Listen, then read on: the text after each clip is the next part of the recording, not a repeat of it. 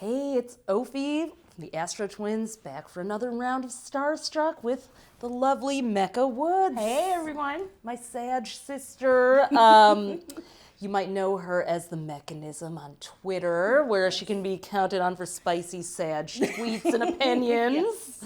Not necessarily only her own. No. Good ones. I love it. Very entertaining. Astrologer, author, My Life Created. You write for Bustle. I write for Bustle. I'm also a mom of a very fiery Aries. Ooh, that alone deserves its own. I feel like we need support clubs for moms of Aries children. Absolutely. But no, yeah. I write for Bustle. My horoscopes have been In Essence, Girl Boss, Refinery Me 29. I've been all over the place. True Sag style. Coloring books. You have an awesome book, Astrology for Happiness and Success. Mm-hmm. You're just a Sag on fire, always making it happen. So I make it do what I do. yeah, we cannot be stopped. So and I'm so excited because we're going to talk about wellness and self-care and mindfulness and just how to really, stay connected to you throughout 2020 because there's a lot of planetary stuff happening. A lot of stuff happening for 2020. Yeah. We have conjunctions and eclipses and retrogrades and all kinds of things. And so for me, I'm a Leo rising, which means that like my career zone is Taurus. So for me, it's always about like, how can we make this information practical? How can we make it useful and usable and like embody it so that we can live our best lives? So yeah, I'm really excited to talk about that today. My Capricorn rising is all for that. And that's, that's kind of our job as astrologers these days. Like it's great to learn about yourself, and you should, but this is about practical information. So, there's a very heavy earth energy. I've been talking about that with everyone. A lot of planets in Capricorn and Uranus in Taurus. So Saturn. Yeah, so I think of earth as being embodied and sensual and sensory. Yes. How do you see earth elements? I see it the same way. I think earth encourages us to get into our bodies, and because I feel, especially like if you live in a city like New York that's very hustle and bustle, we're kind of living from like the neck up and just kind of like focused on getting to where we got to go, kind of getting through the day, sucking down coffee, trying to keep going, right? And we're not really giving much thought to like how we feel in our bodies unless we got like aches and pains. And when I think about like, especially now with like this like Capricorn crescendo that we have coming up. Nice Sag alliteration there. I love it. This Capricorn crescendo that we have starting out the new year. For me, I think it's really important for folks to kind of be able to get into their bodies, to feel good in their bodies, and really being able to figure out like what works for them, what doesn't work, because I feel like sometimes with earth, if there's too much, it can be quite heavy. Yeah. And so I think, learning how to use astrology as a tool for wellness is really important. It's helped me in a lot of different ways as well. How do you help your clients or your readers or people you work with? Does that come up a lot as a theme? Yeah, so I tend to like look at the birth chart. One of the ways, like when people are coming to me about like, what should they do if they've been going through like a very challenging period, I like to look and see like what's in their chart in terms of like what elements might be missing from their chart. So if there's like an elemental imbalance, right? So if someone is really like fire heavy and they don't have much water, then that would be someone that I would probably recommend like, you should go swimming, or, you should stay hydrated, or, you need to do things that are cooling and like soothing to the body, as opposed to like, hard hitting like cardio and like, heavy like blood pumping stuff, because they probably already do that already. Or someone who has a lot of water and may feel like very tired and very sluggish all the time. I would recommend that they would do like more fire stuff, or even, call in some earth to like ground and steady them. Soak that water. Right, exactly. So I try to look at the birth chart and from that standpoint of like, what is this person sort of missing? And then like, how can we bring that element in through like physical exercises, or just like maybe even like for someone who is missing air, I try to give them like, like verbal extra like mantras or affirmations or journaling I to go be to able to get. karaoke for my low air. Oh, just to breathe into, yes, yeah, As totally. I hit my microphone there, yeah. Speaking of air, yeah. Yeah. So so those are like things that I try to like encourage people, and I put some of those things in my book too, like for astrology for happiness and success, to tell people like how they can use their chart and use the astrology to figure out what works for them, and then like embody that. Yeah, that's great. We call it Astro Ayurveda. We have a little thing on our site because that's the thing about, people do their charts and think, oh, I'm like this. But it's like, no, you can then balance it out. It's like if you're weak on one side of your body, you do more exercises to strengthen it or whatever. Yeah. So, and we can look at the whole year that way, which, so as we have this earth heavy year, like you just said, it can make us grounded, which is good, but can also make us stuck in one place, get a little too, spinning our wheels. And you mentioned before we started filming that we have Gemini North Node. We have some air coming in. Yeah. So I'm really excited about like the shift from, the Cancer and Capricorn emphasis and moving into the Gemini Sagittarius axis because, I'm a Sag. Because duh. And I'm an Aquarius moon. So the air for me is like, yes, new things, fun things. Let's, yes, let's breathe again. But I'm also really excited about it because I think, it'll help us to like, so we're kind of tearing things down, tearing down like old structures and like old ways of doing things, old habits, right? That's what all this Capricorn and Cancer energy is helping us do. And I feel like the Gemini Sagittarius energy is going to help us with laying new foundations and going in a new direction in terms of like, where we can live our best lives. So with all of that North Node Gemini energy, I also think about that just in context to like doing things that are fun, kind of we can use some fun with all this heavy Capricorn energy. Things have been so serious and so dark, and so I was just having a conversation about that earlier with another Sag friend of mine. We're like fun because like Jupiter left, and we're like, wait, where'd it go? Yeah. So we're trying to say like 2020 is definitely a year for like recapturing joy, right? And looking at ways that we can do new things and entertain new ideas and meet new people and do it in a way that feels good, but also kind of gets us out of our rut and kind of gets us, like get the stuck parts unstuck. So that's the way that I'm looking at 2020. Yeah. Now I'm not a medical astrologer, and there are people who are amazing, but I do know that an earth emphasis could make this a good year to work on posture or or weightlifting or training. That's a good thing too. Yeah, definitely. Or what you eat, simplifying, sustainability. Earth likes that sort of regimented. So as a Sag, I don't like to be told what to do on a daily basis. I like to be spontaneous, but for people who do like simplifying and habits, I think it could be a good year for that, or to find a practice. Yeah. I'm excited because we're pretty primarily all the planets are going to be retrograde at some point next year. Yeah. And I know a lot of people tend to freak out when they hear retrogrades because, Mercury retrograde tends to get a bad rap. People start freaking out like, oh, this is going to go wrong, that's going to go wrong. But I was actually born when under Mercury retrograde. I was too. That's so funny. I know, right? And a lot of writers are. I think because we're like thoughtful and take our time with our words. Exactly. And so retrograde planets can actually be really helpful in terms of like figuring out like what you want, what's good, kind of reassessing and kind of retracing your steps to figure out like, okay, do I want this? Do I not want that? So that when the planets start moving forward again and you're moving forward, you have a clear idea in terms of where you want to go. So the two planets that I'm primarily looking at in terms of the retrograde for next year are Venus retrograde and Mars retrograde. Yep, those are the love planets, but they're also, Venus is also beauty, self-care, how you nurture and pamper and adorn yourself. Yes. And then Mars is like your energy and stress levels and how you expend energy. How do you see them?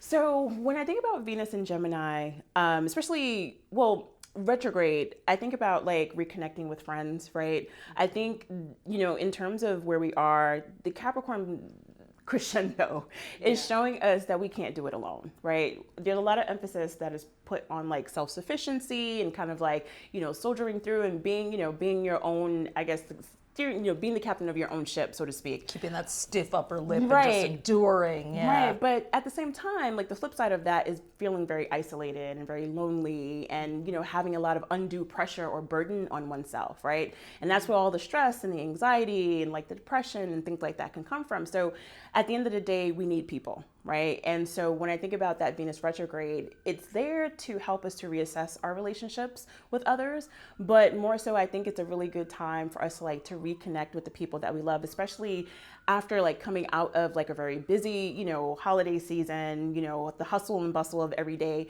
It's really good to be able to like slow down and just catch up with the people that make us laugh. And that's also when I think about a Gemini, like the jokes are just so good. Yeah. I know we need some humor because it's going to be an election year here in the U.S. If we can't laugh about the circus that's probably about to happen, then I don't know what we're going to do. We're going to need some Gemini lightness. Some brevity. Air. Some lightness in the air. So I definitely think about that. And also when I think about Gemini energy, I think about like, I know this is somewhat similar to Leo, but like just like that childlike, playful, kind of like curious energy. So just thinking about ways that you can like reconnect to the inner child and like feed your curiosity and like explore things. And you might even, it's like for me, I've been thinking about reconnecting to things that I used to do when I was younger. Like I always was a writer. And when I was little, I used to like write stories. I used to get like reams of paper and like staple them together. And like I would illustrate them myself and I would write myself. Sagittarius with Mercury retrograde. Oh my God. Publisher. Yes, exactly. But when I did those things, it just made me light up. Or just like thinking about like, painting or just things that you could do creatively, hobbies or like Gemini associate with hobbies, especially what you do with your hand or talking or mimicking. You might take an improv class or just anything you can Going do. To a comedy club, things of that nature. So self-care is a term that is overused maybe a little bit these days, yet self-care itself is important for all of us. And like you said, we tend to think, I'll just keep going until I feel the aches and pains. But we don't have to do that. No, we don't. And, the other thing that I think about too, like with this like retrograde, between Mercury retrograde and Venus retrograde in Gemini, I also think about like the kind of like information that we're constantly consuming, right? Yeah. I am a big like, I'm a big like, I sing this from like the mountaintops, like take social media cleanses, like be very careful. It is really hard because we're constantly like plugged in day after day.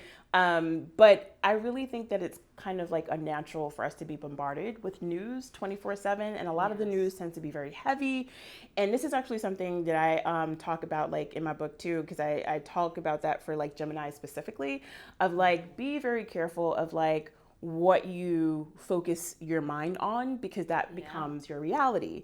And I'm reminded of this book that Deepak Chopra wrote called The 7 Keys to Enlightenment.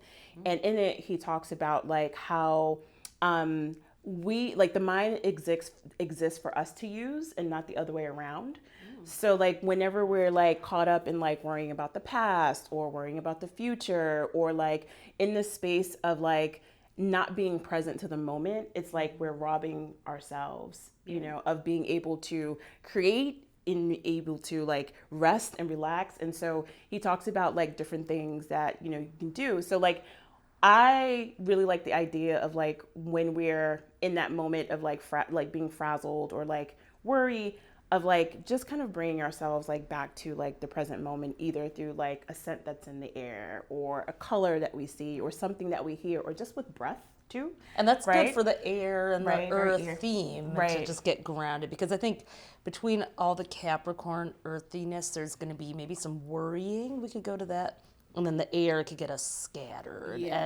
When we have Venus, when we have a retrograde, what happens is we tend to sometimes bring up the past and start to rehash things. So I think I really hear in what you're saying that in 2020 it's going to be important to like manage our minds a bit. Like I think it was Wayne Dyer who said what you focus on expands. So know that whatever you're thinking about in the moment is going to take on extra importance. So Right. like unhooking your mind is a discipline. It's hard to do once you get in that groove. Right. But I think that the way in which we can do it is not so much, and even not so much of like beating ourselves up either, because I think that sometimes that can kind of put it on like a nasty loop too, where it's like, oh, now I'm worrying about this, or I shouldn't be thinking about that. It's not even so much about like, being sort of like a drill sergeant with oneself. I think it's just more about the awareness. So like when you feel yourself slipping into a worry or thinking about things that you probably can't control in the moment, it's just good to just gently bring your thoughts back to the present. Yeah. Let's talk about Mars, because Mars is going to go retrograde in Aries Yes. in the latter part of the year, in the fall, and that's a time to get physically active or to really double down on that. Because sometimes the only way to get that stuff out of your mind is just to release it through physical activity, right? Exactly. in the body. Yeah. So I'm excited about Mars and Aries. I guess because I'm a Mars and Leo person, so it's fire, and I'm like yes. For most of the year, we're going to have it in there. Right, yeah. for 6 months, right? Yeah. I think it's going to be, which is a very rare occasion. So for me, my Mars is interesting because in my own chart, Mars is tucked away in the 12th house, and it's also retrograde. So sometimes I can't get to her. She's a her. I call Mars a her in my chart. Gender non-binary planets is how we like to roll. Yes. Yeah. So I can't always get to her the way that I want to. So the way that I've been thinking about like re-engaging my Mars is through like physical activities that are fun. Mars and Leo, it needs to be fun. It can't be like things that I hate to do. And I kind of think of that similarly to Mars and Aries because it's a very like fiery, adventurous, very passionate kind of energy. So I think about that in context of like thinking about things, again, kind of reconnecting to that childlike, very like raw, very sort of passionate sort of energy, things that are fun, things that are adventurous, things that challenge us and sort of push us a bit, but also things that like as we're doing it also helps to build our confidence too. So for example, one of the things that I've been doing is archery. And that's a really big deal. Where are you doing that, by the way? You mentioned that. Yes. I mean, I know we're the centaur of the bow and arrow, but where can you do archery in New York? So I'm doing Let's back up for that, yeah. So I'm doing it at this place in Brooklyn. Actually, there's an archery range down there called Gotham Archery, and I've been doing it there. I just started, so I'm no pro. But I like it because one, hand and eye coordination, Mercury retrograde. So it's big for me. And then also it's helping me to reconnect with both my Mars and also my inner child, because when I was younger, I didn't like to compete, and do things because I would lose and I would feel bad and, all those kinds of little old things. And so doing this allows me to feel good about myself. I'm having fun. And it's also something that's like, physically exerting. So so those are kind of things that I'm thinking about that people can do during that Mars retrograde. Yeah, So, and I'll tell a little story about a little class I was in called Special Gym in elementary school. Oh my goodness. It was the special ed of gym classes, and I got put in it. Oh my goodness. Because I was like a nerdy kid, and so Same. so if I can do something during Mars retrograde, you can too. I just wanted to make everybody out there feel better as we tell you to exercise. If I'm going to do it, you're going to do it too. Yes, right. Yeah, but it's not about the competition. I mean, for some people it is. Yeah. Some people are motivated by competition, but when Mars is retrograde, what's important is to just a lot of energy and stress and anger can build up, especially because it's going to be in Aries, which is the sign that it rules. We're going to get this double dose of this volcanic Mars energy, and you're going to need an outlet in the second half of the year. Yes. You're going to want to plan for that. So kind of the way the year could go is that there's all this sort of earth energy where everything feels serious in the first half and very, kind of we're all focused on building and securing things, and if there's going to be a recession, we don't know, so we got to work hard and secure the so there's going to be a lot of information, I think, thrown at people that activates the worrying. Yeah. People will definitely feel like battening down the hatches, so to speak, I think, during the first part of the year. And then as we go deeper into the second half, especially as the nodes switch over and then we start getting the eclipses on the Gemini and Sag axis, it's going to be like poof, like, all right, now we're off, off to the races, so to speak. Might be a little whiplash feel in there too, plodding along and then because Gemini energy, it just comes at you really fast, like lightning speed almost. Mercury, so it's just like lots of things coming at you from all different angles.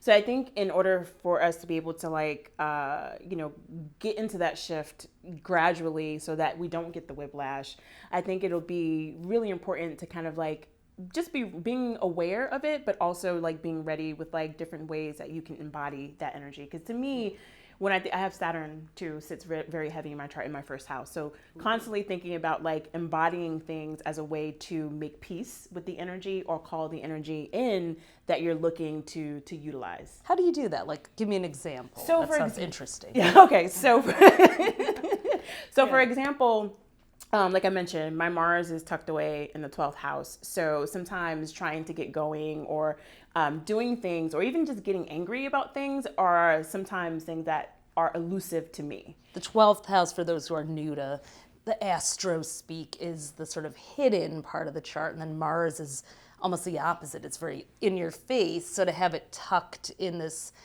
sort of submerged part of the chart can like make you a little bit of a ticking time bomb. If you haven't done your chart, you can do one on astrostyle.com for free and see if you have anything in those houses. Once you start getting into it, it's really fascinating. And then you can kind of figure out like how to harness it. So I noticed that because my Mars is kind of tucked away in this sort of like secret garden of my birth chart, so to speak, I have to do things physically to like pull her out.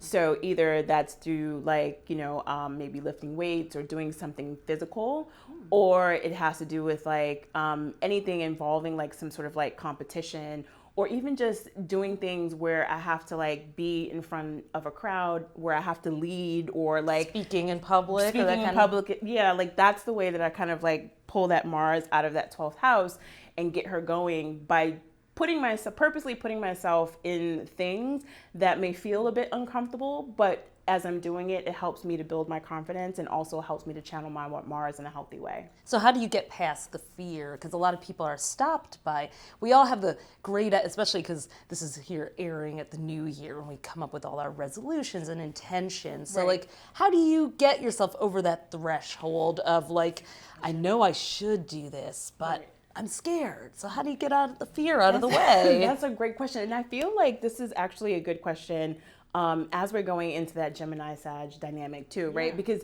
Gemini and Sag, I feel like Sagittarians, we're always good at being like, oh, screw it, I'm just going to do it, right? Yeah. Whereas Gemini energy is a little bit more thoughtful because it's the mind, it's the intellect. It's like, oh no, we need to focus on the smaller details and how we're going to get from A to B. So I feel like sometimes people can get into like a bit of a analysis paralysis, as they say. Yeah. So for me, the way that I do that is that I try to detach from the outcome. Right? So I can have a vision or I have a plan about something that I want to do, but I don't put so much emphasis on this thing having to work a specific way. Right. Like I'm going to get this out of it. I'm going to, just like so you're engaging with the process of it versus like, I'm going to run a 10K or whatever. Right. Yeah. Because I think it helps to take some of the pressure off of you when you kind of pull back from like this, like it must look like this, it must work this way. And you give yourself some room and some flexibility because it could turn out much better. And if it's a situation where it doesn't necessarily turn out exactly the way you want, then there's still like some learning in there. And there will be, by the way, situations with all that Capricorn energy. It's really about the process more than the destination. Although you will be goal oriented. Goal-oriented. You'll be goal oriented, but that's goal obsessed is a little bit different than that, what I'm hearing. And you're also making me think like, Gemini and also Aries, which Mars will be in, they're both playful, we forget especially as adults, we forget to play. Yeah. Playing is, engaging in life, not attached to the outcome, but engaging for engaging's sake. So this is a year where we will need to be reminded to play for sure. So archery sounds fun. Like I love, so I think, part of your well-being, self-care practice of 2020 is to find an area to play, to be playful, meaning try something new, do something different. Right.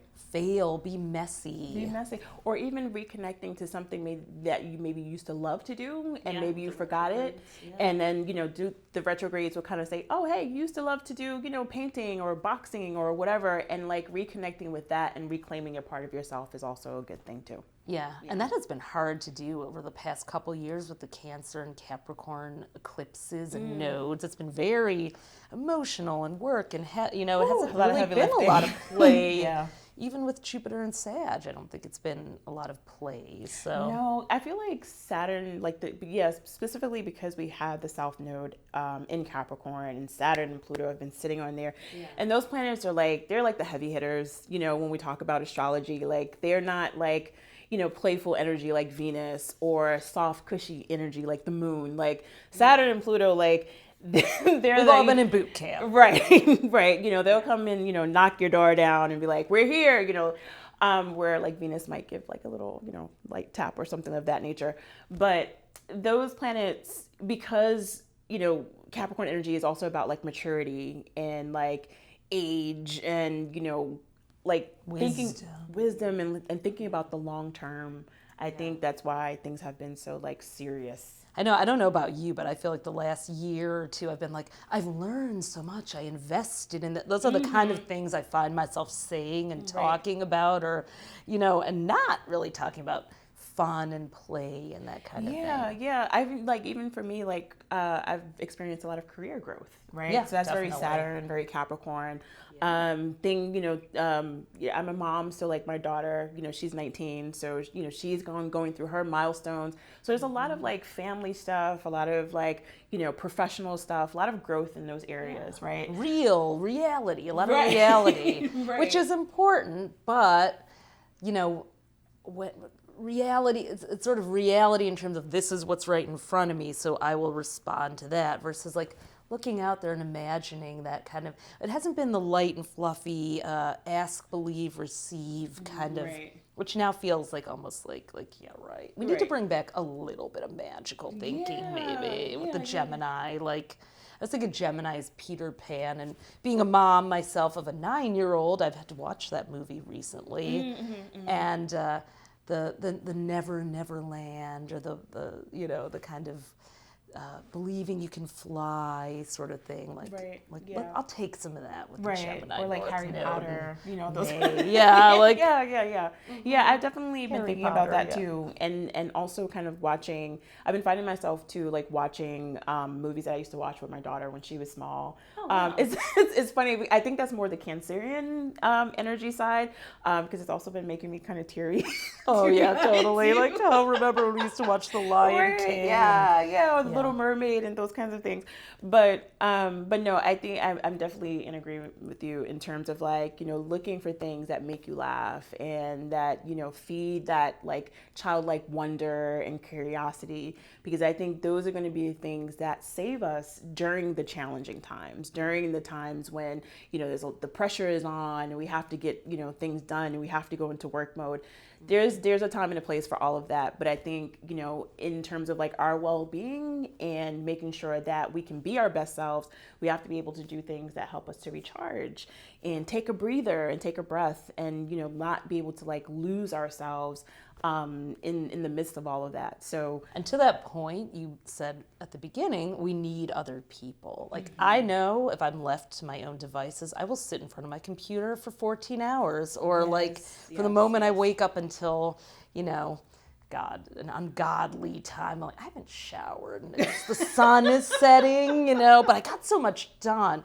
So I found during times in my life when I did like break myself out of habits, even if they were habits that might have produced results, they weren't good for me personally, is to have an accountability partner or a buddy or something like that. Like Gemini being the sign of the twins, Capricorn being the sign of accountability. Like to have someone to kind of create your intentions with, talk to for 10 minutes every day. What are you going to do for yourself today? One of my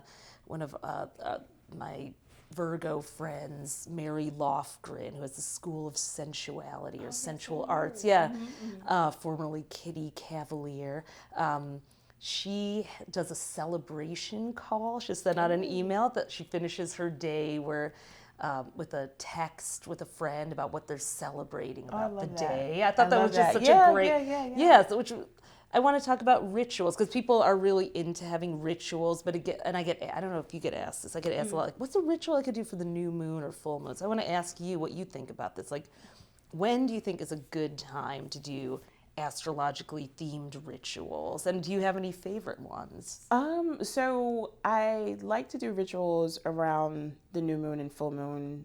Usually, like, if we're doing a new moon ritual, I try to see what sign the moon is falling in, because that'll give you like the theme on like what kinds of things will be good, like where you get like the extra mojo for whatever intentions that you're setting.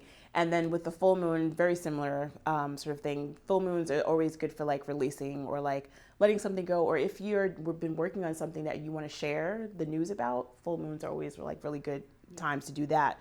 So like for me, but I would also add that I don't do rituals every new moon and every full moon. I used to when I was like new to astrology. Get out my Jan Spiller new moon astrology and make all the wishes and put them under a crystal and let them bake in the moonlight. I mean, I should probably, that's something I should bring back for the retrogrades, because it was like a little journaling exercise that was ended up like being good. But that sounds fun. Yeah, it does. In theory. But like it gets to be a little bit overwhelming when you try to do it each, every month, every new moon, every full moon. So what I usually like to do is, so for example, let's see, what's coming up. So there's so at the time of this shoot, there's the full moon coming up in Gemini. So for me, what would you do for like well, when people are watching this, it'll be the beginning of the year. So we'll have a January 10th Cancer full moon. That'll be a lunar eclipse for the first. So just for a little context for newcomers to the Astro Starship, there's a new moon once a month, and then 2 weeks later a full moon, and the energy builds up. It's a crescendo, to use your word, from new to full. So you start something at the new moon or set an intention and work toward it, the full moon, and then you kind of harvest, evaluate, wind down for the next 2 weeks as the moon wanes from full to new is the pattern. So so we'll have this full moon in Cancer. Yeah, starting the new year. So, okay, so when I think about Cancer, two things come to mind. I think about like water, right? And I think about like the amniotic sac, right? Cancer. Right? Very, very Cancerian. And so when I think about that in context to, like a full moon, I think about doing like a ritual bath. Right. So it could be like getting some of like your favorite essential oils or, flowers or herbs, like however you want to do that, putting it into the bath, and then maybe thinking about like, as you're taking this bath, of things that you want to release and like let go. Or it could be a thing where you're thinking about just kind of using that as sort of like your amniotic sac, where you're like kind of just calling in protection for the new year and like starting the new year off with like, on that sort of like solid ground, but you're also getting like that very like emotional healing and soothing and sort of spiritual sort of energy from that Cancerian energy too. You reminded me when you were talking about that too, is like when my daughter was like 10 months old, I had a friend who loved to go to those spa garden type of places, and she invited me. I was like, and I ended up bringing my daughter along, and we went in all the baths and the hot tubs and everything. So in the spirit of like going with a group of friends so that you can have the conversation and the communing that we're gonna need, like go to one of those like if you don't want to be alone in the tub. Right. One of those like those spas or like bathhouses, right? Or like if you live in a warmer climate, you can also like go to the ocean, with friends and like do like a moon ritual there. Yeah. I like rituals that are doable and they can be elaborate, but I also like them to be easy to do. Yeah. Right? Because I want people to actually like get excited to do them, but I don't want it to be a situation where it's like so like you got to do it like this. Right. Or, wait, you got the wrong brand of incense. Right. This thing is, exactly. Your wishes are, you got to wait, better luck next month. Right. Yeah. Right. So it should be something that's custom to you, that feels good to you, something that you're excited about, but that it invokes the energy that you're trying to call in, or energy that may be, that there may be a bit of an imbalance. So like if we're having all this earth, then you want to work with water, and kind of bringing that soothing, healing, cleansing energy that water brings. What about a retrograde ritual? What about like something to prepare you for a potentially challenging period? Well, with the retrogrades, I think that would be a good time for like a social media cleanse, or maybe like a news cleanse, and kind of like maybe like journaling or picking something up that maybe you haven't had time to do and you've been wanting to do it, and kind of like making that like a regular part of your day, just as a way to kind of like set the tone for the retrograde, and also to kind of like reconnect to something that could actually, be good for you, or reconnecting to something that you actually want to do. Because when I think about retrogrades in particular, I think they could be really good for like going over things, or like reclaiming stuff that maybe kind of got away from us, or like fine tuning things, or just kind of like going back in the past, but going for things that are like actual treasures, as opposed to like worrying about the past, or worrying about if your ex is gonna like call you, right? Those they will. They will. Yeah. But you don't have to be. Will available. you answer? Yeah, exactly. Right. Will you write them back? Is what you should be thinking about. Yeah. No. Yeah. But and I think retrogrades could also be just a time to bring more mindfulness to something. Just what is it? What's old? What needs to go? What needs to come back? I think it's what I'm getting from what we're saying is like it's really about the intention behind it, not necessarily what you do. But if you are a person that loves to do an elaborate ritual and that feeds your soul and slowing down and making it almost like an art project, like it can be a beautiful thing. I have a Pisces friend, my friend Dina, who loves to like get everybody crystals and do the, Right. Yeah. But there's no right or wrong way to do that. It's like, are you going to end this ritual really feeling like you have something you can hold on to, that you can remember and keep with you? Right. And when I think about ritual, I think about something that we do on a regular basis, right? It becomes ritual, it becomes something that becomes like a staple to our lives in some way. And so when I think about that in context to like well-being or self-care or astrology, especially, with this Gemini energy, the Sag energy, the Aries energy that comes in, I just keep going back to things that feel playful, that feel fun. It could be something, maybe once a week, going to a movie with a friend, or maybe once a week, you go to like, I don't know, a vintage like record store or vintage shopping or something of that nature. You're making me want a retrograde. I'm like, I'm so ready for a retrograde after all this Capricorn energy. Yes. So I'm just thinking about different things that you can make a regular part of like your week, or maybe the month, or maybe the day, but something that you carve out time for that is special to you and that you can possibly share, with a friend or two, but it becomes your time, and that time becomes very sacred. Yeah. And I'm really feeling that accountability person. I mean, I read somewhere that the average adult makes 38,000 decisions a day. Wow.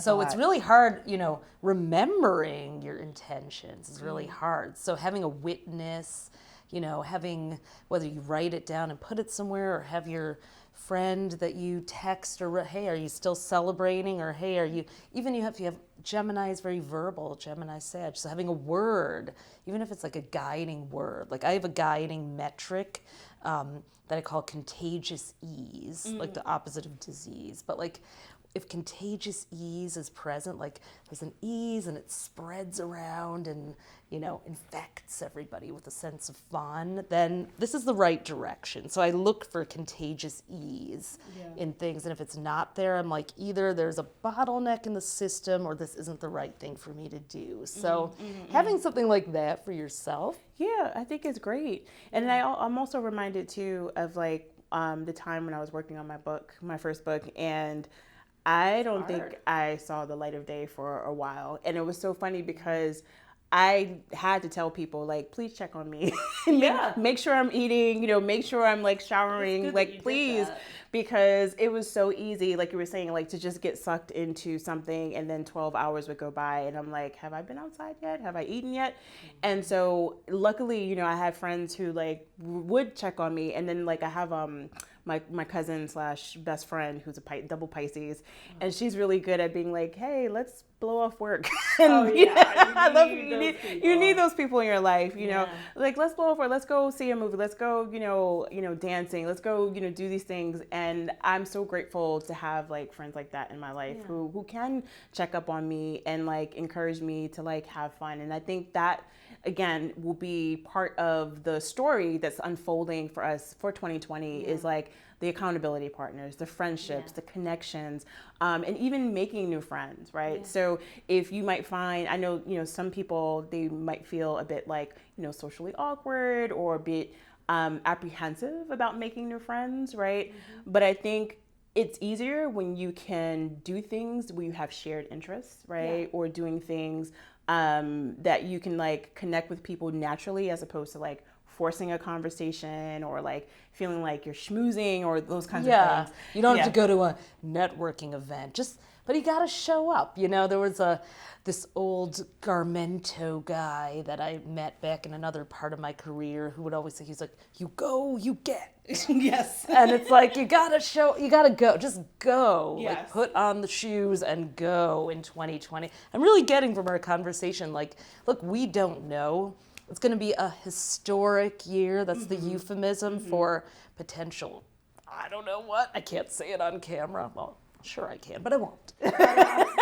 Use your imagination. There could be some interesting times. So, but look, that's life. And, you know, Barbara Streisand said it, people who need people are the luckiest people in the world. And whatever she meant by that, I'm going to make it mean we need each other. As long as we have our people, we will get through whatever circumstances get served up. So, you know, the Gemini North Node and even the Venus retrograde is going to remind us, like, you know, have your people to help you regain your perspective. And that's really going to be one of the keys to well-being in 2020. So, have your people. Have your fun. Have your fun. Have fun no matter what. There are going to be a million reasons not to have fun. The planet is burning. The polar ice caps are melting. Ooh. It's a shit show. Right. And you know what? You can still have fun. Find a way to have a moment of happiness and joy and bring that energy into the, you know, not to trivialize, but we're Sages. This is how we get through. And everybody says they love Sages. So, I know. You know, don't you find that when you're like, you say you're a Sagittarius, so like, I love Sag. Yeah. Well, I get that, or people don't know what's that. They're like, what? Yeah. Are they like, what? Are they like, no, but crazy? You guys are wild. They get wild. But it's better than what Scorpios, poor Scorpios. I always have to stick up for them. Me too. I find myself sticking up for Scorps and for Geminis. Totally. Yeah. They have like the PR. They need PR help from us. Yeah. We're here for you guys. We're here for you. Any final thoughts about 2020 for people and how they can have their fun and their crew? And I would just say embrace the retrogrades, you know, embrace slowing down. Embrace not knowing every answer and having it all solved and figured out. And I think, that is probably one of the other big sort of themes with like the Capricorn energy, because Capricorn energy can be very like, we have to solve this, everything, we have to have a plan, everything, be prepared. Like that's very Capricorn energy. Yeah. And that's great. But for those of you out there who have no clue about what tomorrow is going to bring, that's totally fine too, because I think with the retrogrades, with the eclipses, with all the changes, as long as you are open, as long as you practice patience, things will start to crystallize and materialize in front of you, and you'll be able to figure out what to do. But as Ophi was saying, just making sure that you show up for it, and you'll be able to know which way to go. That's awesome. Well, thank you so much, Thank you. Mecca. Thank you. It was my pleasure. I had a great time. I'm sure we'll be having some Sag quality time in 2020, yes. Keeping each other, and you guys all upbeat. Yeah. So happy 2020, and happy 2020. We'll see you soon.